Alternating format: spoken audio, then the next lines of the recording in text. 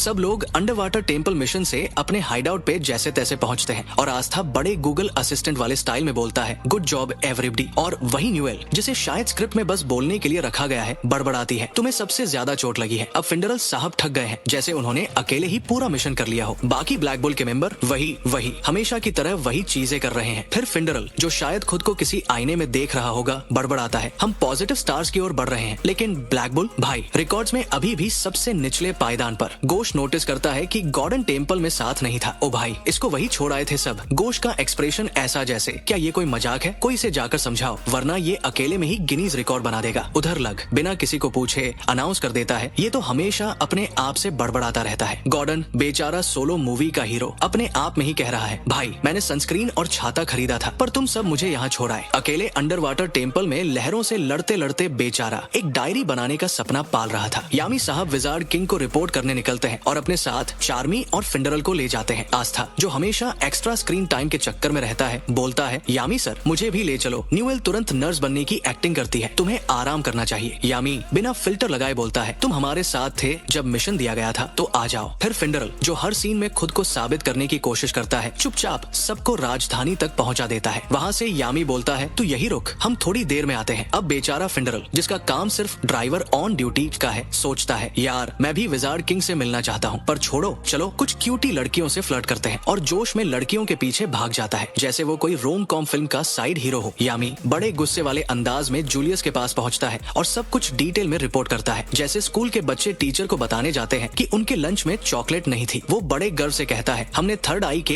एक member veto the despair को हरा दिया है। अब जूलियस, जो हमेशा चीजों को बेहद कूल रखने की कोशिश करता है, बोलता है, अरे वाह ये तो बढ़िया है, वेटो की बॉडी को बाद में चेक करेंगे और उन कैदियों से सवाल जवाब भी करेंगे, जैसे ये सब कोई टहलने का प्रोग्राम हो। फिर जूलियस चार्मी को स्पॉटलाइट में डालता है, तुम्हारा बैंडिंग मैजिक बहुत पावरफुल है। और चार्मी, जो खाने के लिए किसी भी हद तक जा सकती है, तुरंत बोलती है, तो फिर दावत दो ना मिस्टर। अब जूलियस यामी पर फोकस करता है और ऐसा ड्रामा करता है जैसे उसे यामी की बच्ची के बारे में कोई बहुत बड़ा सीक्रेट पता चल गया हो। तुम्हारी बच्ची भी है, मुझे पता नहीं था। और यामी तुरंत डैमेज कंट्रोल करता है, भाई वो मेरी बच्ची नहीं है। फिर यामी जूलियस को वो मैजिक स्टोन पकड़ाता है जो वो अंडर वाटर टेम्पल से लेकर आया था। जूलियस एकदम सीरियस बनकर बोलता है, ब्लैक बुल ने एक भी मेंबर को खोए बिना मिशन पूरा कर लिया, तुम काफी ताकतवर बन गए हो। और फिर अचानक हमें एक फ्लैशबैक में घसीट लिया जाता है, जहाँ सब लोग यामी को कैप्टन बनाए जाने पर हंगामा कर रहे थे। जूलियस पागल हो गया है क्या, एक विदेशी को मैजिक नाइट कैप्टन बना दिया। लेकिन जूलियस का कॉन्फिडेंस लेवल ऐसा जैसे वो कह रहा हो, मेरा फैसला गलत कैसे हो सकता है, मैं जूलियस हूँ। यामी भी पूरी ड्रामेबाजी में पीछे नहीं रहता, वो कहता है, भाई मैं 28 साल का हूँ, कोई बच्चा नहीं, अब बंद करो ये तारीफ, मुझे शर्म आ रही है। लेकिन फिर वो थोड़ा इमोशन हो जाता है, याद है तुमने क्या कहा था, अगर तुम दिखाना चाहते हो कि तुम सही हो तो परिणाम दिखाने होंगे। आखिर में जूलियस आस्था की तरफ मुड़कर वही मोटिवेशनल स्पीच देता है जो हर बार देता है, तुमने बहुत सही काम किया, उम्मीद है आगे भी ऐसा ही करोगे। आस्था तो पूरे फैन बॉय मोड में जूलियस से कहता है, सर मेरी एक छोटी सी रिक्वेस्ट है, जैसे ये कोई ऑटोग्राफ से बड़ा मिशन हो। जूलियस, जो हमेशा कूल बनने की कोशिश करता है, बोलता है, हाँ हाँ बोलो मेरे बच्चे। आस्था, क्या आप मुझे अपना ऑटोग्राफ दे सकते हैं? जूलियस, हाँ जरूर, लेकिन अपने मुंह पर ले लेना, क्योंकि मुझे फालतू की नर्वसनेस पसंद नहीं। तभी माहौल को और सीरियस बनाने के लिए मशरूम हेड यानी मार्क्स अपने मैजिक से कनेक्ट करता है, एक इमरजेंसी है। ये सुनते ही सबकी एक्टिंग शुरू। मार्क्स बताता है कि डायमंड किंगडम ने बॉर्डर टाउन किटन पर हमला कर दिया है। लोगस, ब्रोक्स और यागोस जैसे 8 शाइनिंग जनरल खुद इस हमले को लीड कर रहे हैं। आस्था सोच रहा होगा, भाई नाम सुन के ही डर लग रहा है। डायमंड किंगडम का प्लान भी चालाकी से भरा हुआ है, पहले किटन पर कब्जा करो, वहाँ के सारे रिसोर्सेस लूटो और फिर रॉयल कैपिटल पर हमला करो। लेकिन सवाल ये है, इतना ही ताकतवर थे तो पहले क्यों नहीं हमला किया, जब रॉयल कैपिटल का डिफेंस पहले ही टूट चुका था। ये लोग तो जैसे टाइम पास कर रहे थे। अब किटन के 50 मैजिक नाइट्स एक साथ मिलकर मैजिक बैरियर लगाते हैं, लेकिन क्या हुआ, लोगस पर हमला करते हैं और उसे कुछ नहीं होता, एक खरोंच तक नहीं। लोगस पूरे एटीट्यूड में तबाही मचाना शुरू कर देता है। दूसरी तरफ यागोस जैसे जनरल अपने ट्रूप्स को सिखा रहे हैं, मिड रेंज और क्लोज रेंज वाले ऐसे अटैक करेंगे और लॉन्ग रेंज वाले वैसे। लेकिन ब्रोक्स खुद मैदान में उतर कर लड़ने लगता है। यागोस, जो खुद जनरल बनने का सपना देख रहा होगा, ब्रोक्स पर ताना मारता है, तुम कैसे जनरल हो भाई, खुद लड़ने कूद पड़े। जनरल तो ऊपर उड़कर ऑर्डर देते हैं, ना कि अपनी ड्यूटी भूलकर तलवार चलाने लगते हैं। लोगस तो पूरी डर फैलाओ पॉलिसी पर काम कर रहा है। वो अपने हमलों से मैजिक नाइट्स के मन में ऐसा खौफ पैदा कर रहा है कि सबके होश उड़ गए। किटन के मैजिक नाइट्स जो बैरियर लगाने में लगे हुए थे, देखते ही देखते हवा हो जाते हैं। डायमंड किंगडम के सैनिक किटन को कुचलते हुए रॉयल कैपिटल की ओर बढ़ते जा रहे हैं। ब्रोक्स बड़े एटीट्यूड में बोलता है, तुम सब लुल हो, कमजोर हो, मैजिक नाइट कैप्टन बनने की तो बस एक्टिंग करते हो। लेकिन तभी गोल्डन डॉन की की एंट्री होती है। यूनो सीधा ब्रोक्स के सामने आता है और बिना टाइम वेस्ट किए अपने एक ही वार से उसे ऐसा उड़ाता है कि वो हवा में घूमकर जमीन पर पटक जाता है। विंड स्पिरिट बेल यूनो की तारीफ करते करते कहती है, अरे मेरी पावर का भी इस्तेमाल करो ना, इससे और मजा आएगा। यूनो बड़े शांत स्टाइल में बस हूँ कहकर आगे बढ़ जाता है। बेल भड़क जाती है, यही तुम्हारा एटीट्यूड है, इसलिए तुम दोस्त नहीं बना पाते, कभी हंस भी लिया करो, स्टोन फेस। इतना ही नहीं, बेल तो फ्लर्ट करने लगती है, यूनो मेरे साथ डेट पर चलोगे? यूनो ठंडे भाव से उसे इग्नोर करता है जैसे उसने कुछ सुना ही नहीं। बेल चिढ़कर कहती है, कुछ तो बोलो, और यूनो जवाब देता है, कुछ। ब्रोक्स इस पूरे ड्रामे को देखकर खुश हो जाता है, वाह कोई तो आया मेरे टक्कर का। लेकिन उसका खुशी का बुलबुला यूनो के अगले अटैक में फूट जाता है। इधर जूलियस और चार्मी यूनो को देखकर ऐसे चमक रहे होते हैं जैसे उसने दुनिया जीत ली हो। जूलियस जो खुद एक मैजिक नर्ड है, यूनो की विंड स्पिरिट को देखकर अपनी खुशी छुपा नहीं पाता। वहीं चार्मी अपने मील सेविंग प्रिंस को देखकर गदगद हो रही है। आस्था यूनो की ये परफॉर्मेंस देखकर मन ही मन जलता है। ये झक्की यूनो कैसे इतना ताकतवर हो गया, और ये गोल्डन डॉन वाले हर जगह पहुंच जाते हैं। उधर डायमंड किंगडम के सैनिकों को संभालने में गोल्डन डॉन पूरी तरह व्यस्त है। छोटे मोटे दुश्मन तो उनके सामने टिक नहीं पाते, लेकिन 3 जनरल्स अब भी मैदान में डटे हुए हैं। जूलियस जो पूरा सिचुएशन मॉनिटर कर रहा होता है, रीइंफोर्समेंट भेजने का प्लान बनाता है। लेकिन सवाल ये है कि भेजे किसे? क्रिम्सन 9 किंग्स किसी पहाड़ में अटके हैं। सिल्वर ईगल स्पेड किंगडम के विवाद सुलझाने में लगे हैं, और खुद जूलियस तो रॉयल कैपिटल और उस आलसी मोटे किंग को प्रोटेक्ट करने में बिजी है। वो किंग जो बस खाने पीने और आराम करने में लगा रहता है, खुद को टॉप प्रायोरिटी मानता है। तभी यामी पूरे हीरो मोड में बोलता है, मुझे भेजो, मैं परफेक्ट ऑप्शन हूँ। और फिर फिंडरल को ढूंढते हुए कहता है, वो इधर उधर पिट रहा होगा पर उसका स्पेशल मैजिक काम आएगा। जूलियस यामी की ओर संदेह भरी नजरों से देखता है और पूछता है, क्या तुम श्योर हो? अभी अभी तो तुम अंडर वाटर टेम्पल से लौटे हो, एक बड़े मिशन से। यामी बड़े हीरो वाले स्वैग में जवाब देता है, मैं कर सकता हूँ, मैं लड़ सकता हूँ। इस वक्त मुझे ऐसा फील हो रहा है जैसे मैं इनविंसिबल हूँ। जूलियस सिर खुजाते हुए कहता है, ठीक है जाओ, पर देख लो बड़ा कॉन्फिडेंस दिखा रहे हो। यामी बोलता है, वैसे मुझे फिंडरल को भी साथ लाना चाहिए था, उसे टाउन में यूं ही घूमने क्यों दिया? सीन कट टू फिंडरल जो किसी लड़की से फ्लर्ट कर रहा होता है, तभी उसे छींक आती है। वो बोलता है, कौन मुझे याद कर रहा है भाई? तभी सीन में बैकग्राउंड वॉइस आती है, यामी तुझे गालियां दे रहा है। आस्था जो हमेशा मौके के लिए तैयार रहता है पूछता है, यामी सर क्या मैं भी आपके साथ चल सकता हूँ? यामी उसे ऊपर से नीचे तक घूरता है और कहता है, तेरे हाथ टूटे हुए हैं, तू क्या करेगा? इवैक्यूएशन का बहाना बनाकर लड़ाई देखने जाएगा। आस्था झट से बोलता है, सर मैं फाइट नहीं कर सकता, पर लोगों को इवैक्यूएट करने में हेल्प कर सकता हूँ। यामी थोड़ी देर सोचता है और फिर चेतावनी देता है, ठीक है बस रास्ते में आड़े मत आना। तभी चार्मी बीच में टपकती है और बड़े ही ड्रामेटिक अंदाज में बोलती है, सीनियर होने के नाते मैं आस्था का ध्यान रखूंगी, उसकी वॉलंटियर बनूंगी और लोगों को हेल्प करूंगी। यामी चिढ़कर कहता है, ठीक है तुम दोनों इडियट्स मेरे साथ आ सकते हो। लेकिन यामी को अंदर से पता था कि चार्मी का असली मकसद सिर्फ यूनो को देखना है, न कि किसी को इवैक्यूएट करना। दूसरी ओर गोल्डन डॉन का एक्शन चालू है। यूनो अपने मैजिक से दुश्मनों को ऐसे उड़ा रहा है जैसे वे कागज के टुकड़े हों। हर बार के अटैक के बाद दुश्मन सोचते हैं, ये बंदा है या तूफान का भाई। वांजन को ये देखकर गर्व होता है और वो कहता है, यूनो तो काफी ताकतवर हो गया है। इस पर लंग्रिस जलते हुए कहता है, ये तो कमाल है, एक कॉमनर जिसने अभी 1 साल भी पूरा नहीं किया, वो गोल्डन डॉन में इतनी जल्दी इतना आगे कैसे बढ़ गया? फिर वांजन लंग्रिस की चुप्पी तोड़ता है और बोलता है, अभी ये और भी ताकतवर होगा। लंग्रिस को मन ही मन जलन हो रही थी, पर जुबान पर सिर्फ एक ही बात निकलती है, बड़ा रेयर केस है। आखिर में वांजन और लंग्रिस यूनो की ताकत देखकर फाइट में शामिल हो जाते हैं। लेकिन इस पूरे ड्रामे में चार्मी अपने मील सेविंग प्रिंस को देख देख कर मन ही मन गाने गा रही होती है, ये यूनो है या मेरा सपना? फिंडरल लड़कियों से फ्लर्ट कर रहा था, लेकिन उसकी लाइनें ऐसी थी जैसे किसी पुरानी शायरी की किताब से चुराई गई हो। मैदान में चलो खूबसूरत फूल दिखाता हूँ, ऐसा लगा जैसे वो लड़कियों को पिकनिक पर ले जाना चाहता हो। तभी पीछे से यामी, आस्तेन और चार्मी आते हैं और लड़कियां ऐसा भागती हैं जैसे फिनरल कोई मच्छर भगाने वाला स्प्रे लेकर खड़ा हो। यामी, जल्दी काइटन ले चलो। फिनरल, पर आज मेरी छुट्टी है। यामी, छुट्टी वुट्टी भूल, जब तक तू मर नहीं जाता काम करेगा, वरना तेरी हड्डियां तोड़ दूंगा। चार्मी और आस्तेन प्यार से समझा रहे थे, लेकिन यामी का गुस्सा देखकर फिनरल की हालत ऐसी हो गई जैसे उसकी पहली डेट पर बिल भरने की नौबत आ गई हो। दूसरी तरफ ब्रॉक्स यूनो से लड़ने के लिए इतना एक्साइटेड था कि लगूस के आते ही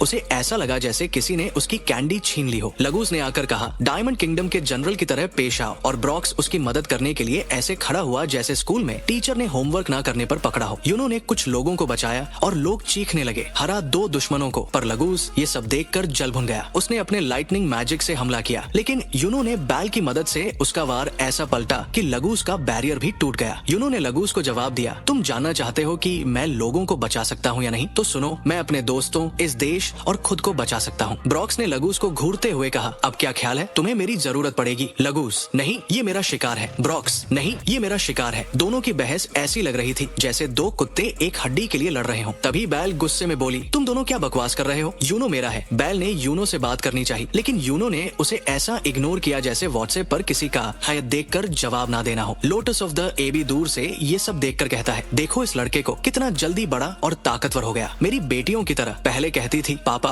शादी तुमसे करेंगे, और अब कपड़े तक साथ में धोने नहीं देती। यागोस अपने स्लाइम मैजिक से मैजिक नाइट्स को ऐसा गिरा रहा था जैसे छोटे बच्चों को ग्रीस वाले फर्श पर फिसलने का मजा दे रहा हो। जो भी मेरे मैजिक को टच करेगा उसकी जादू की क्षमता खत्म। ऐसा ड्रामा कर रहा था जैसे कोई सुपर विलेन हो, लेकिन उसकी हालत ऐसी थी जैसे खुद की स्लाइम में फंस गया हो। उधर वाइस कैप्टन लांग्रस एंट्री मारता है, एक ही हाथ हिलाया और यागोस का आधा हिस्सा गायब। स्लाइम किंग वही पिघल गया। लांग्रस के स्पेशल मैजिक ने ऐसा काम किया कि यागो सोच रहा होगा, काश घर पर ही बैठा रहता, क्यों आया मैं यहाँ? लोटस ऑफ द एबिस दूर से सब कुछ नोटिस कर रहा था। ये पेड़ों की जड़ें क्या कर रही हैं? वो गोल्डन डॉन के कैप्टन विलियन वांजेंस को देखता है जो अपनी जगह खड़ा है और उसका ग्रिमोयर खुला है। लोटस को समझ नहीं आ रहा था कि क्या हो रहा है। वो सोचता है बड़ा पेड़ उगाने की प्लानिंग कर रहा है, बगीचा बनाएगा क्या? जैसे ही लोटस उन जड़ों को छूता है उसे समझ आता है कि वो मना को चूस रही है। अरे भाई, ये तो मेरी जादू की ताकत भी खींच रही है। अब जाकर उसे एहसास हुआ कि कैप्टन वांजेंस क्या करने वाला है। लेकिन जब तक बाकी जनरल्स को अलर्ट करता, तब तक विलियन वांजेंस का बड़ा पेड़ पूरे काइटन टाउन पर उग चुका था। उधर ब्रॉक्स और लागोस अपनी ही दुनिया में थे। मैं यूनो से लड़ूंगा, नहीं मैं लड़ूंगा। भाई, पहले दुश्मनों से लड़ लो, फिर आपस में लड़ना। लेकिन नहीं, इनकी बहस ऐसी थी जैसे दो बंदर केले के लिए झगड़ रहे हो। अब इस वहाँ से भागने की सोच रहा था, लेकिन जैसे ही उसने पीछे मुड़कर देखा, पूरा टाउन एक पेड़ के अंदर कैद था। उसकी हालत ऐसी हो गई जैसे किसी ने उसका सारा पॉकेट मनी छीन लिया हो। ये क्या था भाई? यामी, आस्तेन, फिनरल और चार्मी जब काइटन पहुंचे तो उन्होंने वो विशाल पेड़ देखा। आस्तेन तो सोच रहा था, भाई ये जादू है या जंगल सफारी? चार्मी बोली, इसमें तो बड़े बड़े और टेस्टी फल होंगे। यामी ने गुस्से में कहा, बहुत हो गया तुम्हारा फल फूल का चक्कर, ये गोल्डन डॉन के कैप्टन का जादू है, सब कंट्रोल में है। फिनरल बोला, तो अब वापस चले, वैसे भी यहाँ हमारी कोई जरूरत नहीं है। फिनरल तो पहले ही डर के भागने को तैयार था, लेकिन यामी के एक लुक ने उसे चुप करा दिया। और उधर पेड़ के अंदर दुश्मन ऐसे फंसे हुए थे जैसे किसी ने उन्हें मैजिक से पिज्जा रोल बना दिया हो। यामी अपनी ठेठ स्टाइल में कहता है, नहीं मैं अभी नहीं जा रहा, हो सकता है कहीं फाइट चल रही हो और मेरी जरूरत पड़े, तुम लोग बाकी सभी की मदद करो, लेकिन याद रखना मरना मत, अपना ख्याल रखना। इतना बोलकर वो पेड़ के ऊपर की ओर चढ़ने लगता है जैसे कोई कैप्टन अमेजिंग मूव में हो। उधर ब्रॉक्स का दिमाग खराब हो चुका था, हमारी पूरी फौज ऐसे कैसे धराशायी हो गई? गुस्से में लाल होकर वो विलियन वांजेंस की ओर बढ़ता है, लेकिन यूनो उसे रोकने की कोशिश करता है। तभी लागोस यूनो को रोकने के लिए बीच में कूद पड़ता है। आस्था, फिनरल और चार्मी बाकी लोगों को सुरक्षित जगह पहुंचाने में लगे थे। फिनरल एक लड़की को बचाता है और बड़े चाव से पूछता है, तुम्हें चोट तो नहीं लगी ना? और हाँ, इसके बाद चाय पर चले। लेकिन वो लड़की उसे ऐसे इग्नोर करती है जैसे फिनरल अदृश्य हो। फिनरल खुद से कहता है, रोना मत फिनरल, रोना मत। उधर यूनो और लागोस की भयंकर लड़ाई हो रही थी। चार्मी जो लोगों को बचाने में लगी थी, यूनो पर नजर पड़ते ही सब भूल गई। उसकी हालत ऐसी थी जैसे स्कूल की टॉपर लड़का दिख गया हो। यूनो यूनो यूनो चिल्लाते चिल्लाते उसका मैजिक गड़बड़ा गया और वो खुद गिर पड़ी। यूनो और लागोस के बीच की लड़ाई एकदम हाई वोल्टेज ड्रामा बन चुकी थी। लागोस कहता है, मुझे नहीं पता था कि ये लड़का इतना ताकतवर है, लेकिन एक जनरल होने के नाते मैं हार मानने वाला नहीं। यूनो ठंडे दिमाग से उसे जवाब देता है, तुम्हारे सुंदर जादू का क्या करूं जब मैं तुम्हें धूल चटा सकता हूं? आखिरकार यूनो के हमले से लागोस जमीन पर गिर पड़ा। यूनो आस्था के पास आता है और बोलता है, तुम यहाँ क्या कर रहे हो? कितने फटेहा लग रहे हो, पसीने से तरबतर। फिनरल पीछे से जोड़ता है, ये बंदा ब्लैक बुल की इज्जत को ऐसे गिरा रहा है जैसे गटर में सिक्का। इतना हैंडसम, गोल्डन डॉन का स्टार और आस्था जैसे बिना जादू वाले से कम्पीट कर रहा है। यूनो हल्के से मुस्कुराता है। आस्था कहता है, सिर्फ तुम ही नहीं, मैं भी हार मानने वाला नहीं हूँ। चार्मी यूनो की स्माइल देखकर ख्वाबों में डूब जाती है। यूनो की मुस्कान के साथ तो मैं 100 कटोरे चावल खा सकती हूँ। उधर फिनरल सोचता है, एक ऐसा हैंडसम बंदा जो गोल्डन डॉन का हिस्सा है, वो आस्था जैसे जादू विहीन बंदे से भिड़ रहा है और मैं तो कहीं नहीं हूँ। क्लॉस और मिमोसा वहाँ आते हैं यूनो को ढूंढते हुए। क्लॉस आस्था की हालत देखकर बोलता है, ये चोट कैसे लगी? दबाने पर दर्द होता है। जैसे ही वो आस्था के हाथ दबाता है, आस्था दर्द के मारे चीख पड़ता है, अरे भाई मार डालोगे क्या? Ouch ouch ouch. क्लॉस आस्था के दर्द से परेशान नहीं बल्कि अपने सख्त रवैये को बरकरार रखते हुए कहता है, मैंने ये इसलिए नहीं पूछा कि मुझे तुम्हारी कोई खास चिंता है। मिमोसा जो अपने हीलिंग मैजिक से हमेशा तैयार रहती है, आस्था के पास आती है, लेकिन आस्था उसे रोकते हुए कहता है, तुम्हें मेरे ऊपर अपना जादू बर्बाद नहीं करना चाहिए, लोगों को बचाने में इसे इस्तेमाल करो, मैं एकदम ठीक हूँ। मिमोसा और क्लाउस वहाँ से चले जाते हैं क्योंकि उनकी प्राथमिकता बाकी लोगों की मदद करना थी। उधर ब्रॉक्स विलियम के पास पहुंचता है और गुस्से से कहता है, तुम्हारे पास बहुत जबरदस्त जादू की ताकत है, लेकिन मैं तुम्हें छोड़ दूंगा अगर तुम अपने लोगों को यहाँ से लेकर चले जाओ। ब्रॉक्स तुरंत हमला करता है, लेकिन विलियम बिना घबराए हवा में कुछ फेंकता है। ब्रॉक्स सोचता है ये क्या था, हवा से क्या होगा, मुझे इससे चोट कैसे लगेगी। जैसे ही ब्रॉक्स विलियम पर काबू पाने की कोशिश करता है, अचानक उसके नीचे से विशाल पेड़ उगाता है। असल में विलियम ने पहले ही बीज बो दिए थे जो अब जादुई पेड़ में बदल चुके थे। इस बीच एबिस मौका देखकर विलियम पर सरप्राइज अटैक करता है, लेकिन तभी यामी वहाँ आ धमकता है और अपनी तलवार से एबिस को छोटा सा कट लगा देता है। एबिस सोचता है, मुझे लगा था कि मैं गेम पलट दूंगा, लेकिन लगता है यहाँ मेरी दाल नहीं गलेगी। ये तो पहले से भी ज्यादा खतरनाक लग रहा है। एबिस हार मानते हुए पीछे हटता है। मैं बस एक बुजुर्ग आदमी हूँ, इन लोगों के सामने मेरा कोई चांस नहीं। यामी अपने ठेठ अंदाज में एबिस को चिढ़ाते हुए कहता है, ओए डायमंड मेज, सरेंडर करने के लिए तैयार हो। एबिस गुस्से में अपना सीना दिखाता है जहाँ यामी ने पहले उसे जख्म दिया था। यामी मुस्कुराते हुए कहता है, ओह तो तुम अभी भी पिछली हार याद रखे हो, फाइट करनी है तो आ जाओ। लेकिन एबिस इस बार लड़ने की बजाय वहाँ से दुम दबाकर भाग जाता है। यामी विलियम की ओर मुड़ते हुए कहता है, अब जब ये चला गया है तो क्यों न थोड़ी बात की जाए, तुम्हारे पास थोड़ा वक्त तो है ना। विलियम अपने मैजिक के बारे में बताते हुए कहता है, मेरा वर्ल्ड ट्री मैजिक शानदार दिखता है, लेकिन ये मेरे दुश्मनों की ताकत को एब्जॉर्ब करके ही इतना प्रभावी हो पाता है। यामी अपनी सहज प्रवृत्ति पर भरोसा करते हुए कहता है, तुम्हारा ये मैजिक सच में कमाल है, लेकिन एक बात बताओ, क्या तुम्हारे पास कोई और स्पेल है या फिर तुम सिर्फ इस वर्ल्ड ट्री मैजिक पर निर्भर हो। विलियम थोड़ा झिझकते हुए जवाब देता है, तुम कहना क्या चाहते हो यामी गंभीर होकर कहता है, मैं वो इंसान हूँ जो अपनी गट फीलिंग पर चलता है। अगर तुम्हें कोई दिक्कत न हो तो क्या तुम अपना मास्क उतार सकते हो। यूनो और आस्था आमने सामने खड़े थे। यूनो ने बड़ूफ, ये क्या नौटंकी कर रहा है, फिर चिढ़ते हुए बोली, और ये तेरी लटकाई हुई शक्ल से मुझे तो हमेशा ही एलर्जी होती है। तभी आस्था ने एक और तीर छोड़ा, आखिर ये अजीब सी लड़की कौन है, क्या ये वो स्प्रेड है जिसकी चर्चा मैंने सुनी थी। बैल तो शॉक्ड रह गई, अबे ये कौन सी फिल्म का सीन चल रहा है। तभी एंट्री हुई चार्वी की। चार्वी ने आते ही यूनो को एक केक दिया और बोली, ये लो, लड़ाई के बाद टेस्टी नाश्ता करो। बैल ने दूर से देखा और बिफरते हुए कहा, अब ये चिपकू कौन है। चार्वी स्टाइल में यूनो से बोली, मेरा नाम चार्वी है और हाँ, मैं तुम्हें यूनो कहकर बुला सकती हूँ ना। यूनो ने मुस्कुराकर कहा, कोई बात नहीं, केक अच्छा है। बैल के कान खड़े हो गए। उसने मन में कहा, अब ये चिपकू यूनो पर जादू कर रही है क्या। आस्था ने चार्वी की ओर इशारा करते हुए मजाक उड़ाया, अबे इसने यूनो पर कोई स्पेल डाल दिया है। बैल गुस्से में चिल्लाई, तू बड़ी नाक वाली चूहिया, यूनो सिर्फ मेरा है। चार्वी को गुस्सा आ गया। उसने जवाब दिया, मैं सिर्फ 19 साल की हूँ और मुझमें वो जादू है जो किसी को भी दीवाना बना दे। बैल ने पलट कर कहा, जादू वादू छोड़, तू तो बड़ी माथे वाली लगती है। दोनों में लड़ाई शुरू हो गई। चार्वी ने चाकू निकाल लिया और बोली, अब तुझे फ्राई करके खाऊंगी। बैल ने भी तैयारी कर ली और कहा, आजा, दिखाती हूँ कि मुझसे पंगा लेने का अंजाम क्या होता है। तभी आस्था के पास फिनर ला गया। उसने दोनों को रोका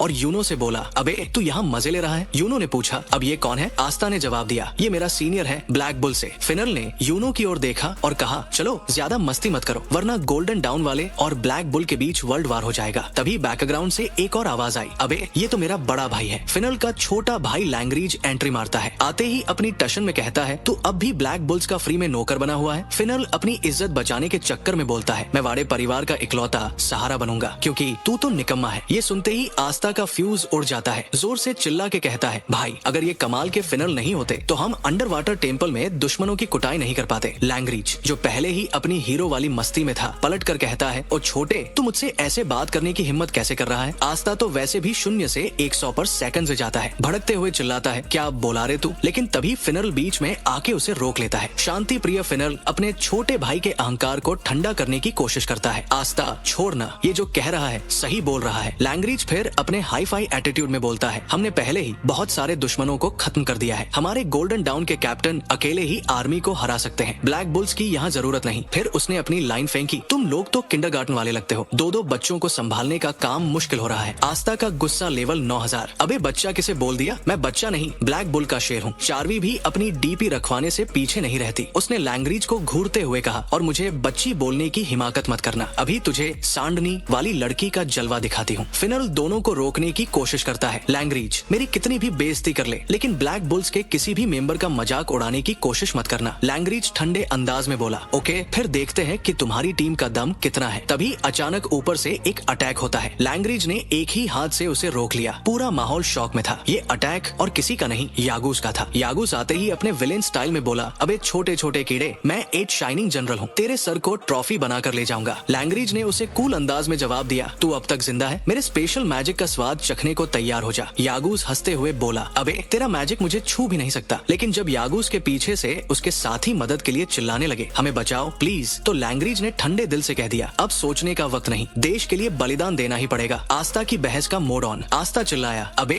तू अपने ही लोगों को मारने की सोच कैसे सकता है? हम मैजिक नाइट्स है, देश की रक्षा के लिए है, बलिदान करने के लिए नहीं। लैंग्रीज ने उसकी बात काटते हुए कहा, अगर मैं दुश्मन पर ध्यान नहीं दूंगा तो घायल लोगों की तादाद और बढ़ जाएगी। आस्था ने पूरी ताकत लगाते हुए चिल्लाया, चुप रह, मैं किसी को मरने नहीं दूंगा। चार्वी, फिनल और यूनो के देखने वाले गैंग से यूनो अपनी ठंडी ठंडी टोन में आस्था से कहता है, चलो दिखाओ तुमने क्या सीखा है। आस्था तो अपनी मस्त एनर्जी में था, भागता है पीछे और चार्वी अपने कॉटन क्रिएशन मैजिक से एक भयंकर जाल तैयार कर देती है। आस्था अपनी स्पीड में ऐसा टकराता है कि दूसरी तरफ उड़ते हुए निकलता है। ये देखकर यागूस हंसते हुए बोलता है, अबे तू कौन है? बेचारों जैसी हरकतें मत कर। आस्था हवा में स्टाइल मारता हुआ यागूस की तरफ भागता है, आ रहा हूँ तेरा अंत करने। यागूस को गुस्सा आता है और वो सीधा आस्था पर हमला करता है, लेकिन फिनल का स्पेशल स्पैटल मैजिक आस्था को बचा लेता है और उसे यागूस के ऊपर उतार देता है। यागूस ने समझा कि ये बंदा तो सच में खतरनाक है। आस्था यागूस पर तलवार चलाता है और यागूस का मैजिक गायब। ये देखकर सबकी आंखें फटी रह जाती है। जितने लोग यागूस ने कैद किए थे सब नीचे गिर जाते हैं। यागूस का पारा 7वें आसमान पर था। वो गुस्से में चीखता है, तुमने ये क्या किया? लेकिन जैसे ही वो फिर से हमला करता है, फिनल के मैजिक पोर्टल से आस्था प्रकट होता है। पीछे से यागूस की पीठ पर तलवार मारता है, इतनी जोर से कि वो सीधा दीवार के अंदर घुस जाता है। फिर फिनल अपने मैजिक से आस्था को नीचे गिरने से बचा लेता है। आस्था ये सब करते हुए हंसता है और यूनो की तरफ देखकर चिढ़ाते हुए बोलता है, लगता है मैंने तुझे टक्कर दे दी। यूनो हमेशा की तरह अपनी कूलनेस में जवाब देता है, तुम्हारा लड़ने का तरीका हमेशा पागलों वाला ही रहता है। ये सुनकर बेल का चेहरा मुरझा जाता है। मन ही मन कहती है, यूनो मेरे लिए क्यों नहीं हंसता? फिनल लैंग्रीज से कहता है, तू सही है भाई, मैं तुझे नहीं हरा सकता, लेकिन ब्लैक बुल्स गोल्डन डाउन को जरूर पछाड़ेंगे। इस सब के बीच कैप्टन यामी अपने कूल अंदाज में वैंग गैंग से कहता है, तुम्हारा वर्ड मैजिक तो हमेशा की तरह धमाकेदार है, लेकिन क्या तुम ये बात समझ सकते हो कि मैं सिर्फ खुद पर भरोसा करता हूँ? वैंग गैंग्स थोड़े गंभीर होकर कहते हैं, मेरा चेहरा ऐसा है जिसे लोग देखना पसंद नहीं करते। यामी हंसते हुए कहता है, भरोसा रखो, मैं तुम्हारा मजाक नहीं उड़ाऊंगा। तभी यामी एक और रहस्यमय बात जोड़ता है, तुम्हें लगता है कि मैं आइस ऑफ द बिनहेटा का लीडर हूँ? सच कहूँ तो हाँ, तुम्हारा ट्री मैजिक और उसका लाइट मैजिक अलग हो सकता है, लेकिन आवाज और दिल तो वैसे ही लगते हैं। शायद 10 साल पहले जब हम जंग के मैदान में दुश्मनों से लड़ रहे थे, तब तुमसे पहली बार मुलाकात हुई थी, लेकिन जैसे ही कैप्टन आमी ने कहा मुझे तुम्हारा चेहरा दिखाओ, वैंग गैंग्स ऐसा इमोशन बम फोड़ने लगे जैसे कोई डेली सोप चालू हो गया हो। चेहरा दिखाने की बात पर मास्क उतारा और आमी का रिएक्शन ऐसा था मानो उन्होंने कोई हॉरर फिल्म लाइव देख ली हो। बोले, भाई ये चोट है या भूगोल का नक्शा? लेकिन वैंग गैंग्स कहाँ रुकने वाले थे? उन्होंने तुरंत अपनी दुख भरी कहानी चालू कर दी। ये चोट नहीं सर, ये मेरा जन्मजात श्राप है। बचपन से घर वाले मुझे श्रापित कहते थे। और फिर कहानी में ऐसा गहरा इमोशन मोड़ लाया कि कैप्टन आमी खुद सोचने लगे, भाई मैं तो बस चेहरा देखना चाहता था, ये तो पूरी रामायण सुना रहा है। फिर वैंग गैंग्स की ट्रेजेडी के स्पेशल एडिशन शुरू हुए। 8 साल तक अकेला रहा, माँ बाप ने भी अपनाया नहीं। फिर एक रईस फैमिली ने गोद ले लिया, लेकिन वो भी मेरा चेहरा देखकर नफरत करने लगे। और तो और पालने वाली माँ ने भी ऐसा बुरा बर्ताव किया कि पूरा बचपन नर्क जैसा हो गया। कैप्टन आमी का दिमाग अब पूरी तरह हिला हुआ था। बोले, भाई तेरा चेहरा है या 7.5 का परमानेंट सदस्यता कार्ड? लेकिन वैंग गैंग्स को इससे फर्क नहीं पड़ा। उन्होंने अपनी लाइफ की ट्रेलर नहीं, पूरी फिल्म सुना डाली। फिर कहानी में ट्विस्ट तब आया जब मास्टर जूलियट एंट्री मारते हैं। ये बंदा अकेला ऐसा निकला जिसे चेहरा नहीं, सिर्फ ताकत दिखी। जूलियट ने वैंग गैंग्स को ट्रेन किया और विजार्ड किंग से मिलवाया। अब विजार्ड किंग का अंदाज सुनो, उन्होंने ऐसा मोटिवेशन दिया जैसे किसी मोटिवेशनल सेमिनार के होस्ट हो। बोले, तेरा मैजिक तो कमाल का है, तुझे मैजिक नाइट ज्वाइन करना चाहिए। लेकिन वैंग गैंग्स तो अपने चेहरे के पीछे अटका हुआ था। बोले, सर पर ये मार्क्स थोड़ा सस्ता लग रहा है। विजार्ड किंग भी थोड़ा कंफ्यूज हुए पर बोले, भाई ये मेरा बेस्ट मार्क्स है, इसे संभाल के रख। अब कैप्टन आमी की बारी आई। वो अपनी शर्लॉक होम्स वाली सोच में पड़ गए। बोले, ये कहानी तो मुझे जाने पहचानी सी लग रही है, चेहरा भी डिच जैसा लग रहा है, लेकिन जादू के निशान तो दिख ही नहीं रहे। क्या ये मुझे उल्लू बना रहा है? फिर थोड़ी देर सोचकर बोले, चलो भाई माफ कर दिया। तभी सीन चेंज हुआ। किसी ने चिल्लाकर कहा, कैप्टन वैंग गैंग्स, डायमंड किंगडम वाले भाग रहे हैं। अब वैंग गैंग्स ने ऐसा जवाब दिया जैसे किसी समाज सेवा का मेडल मिल चुका हो। बोले, पीछा करने की जरूरत नहीं, पहले जख्मियों की मदद करो। भाई मतलब जिसने खुद बचपन में जख्मों की मरहम तक नहीं देखी, अब दूसरों के लिए पूरा एनजीओ खोल लिया। उधर फिनल और पास्ता